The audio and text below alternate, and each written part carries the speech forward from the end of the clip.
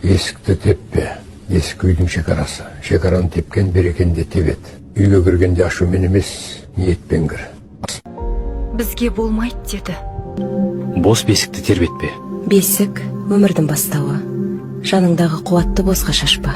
Оны тірі нәрсеге ғана арна. Бүйіріңді таянба. Бұл қайғының қалпы. Тіпті ауыр сәтте де сен күш пен абыройдың бейнесісің. Ыдысты бос қайтарма. Ыдысқа салып қайтарсаң, үйіңе молшылық шақырасың. Тыйым бұл шектеу емес. Бұл қорған.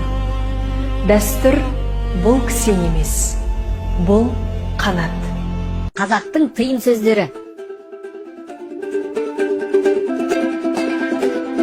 Босағаны керме, бұл жаман ырым.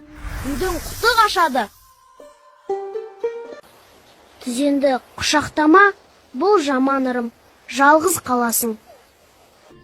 Түнде тырнағыңды алма, бұл жаман ырым. Нанды жерге тастама. Нан қасиетті тағам. Малды теппе, мал ырыс пен берекенің көзі.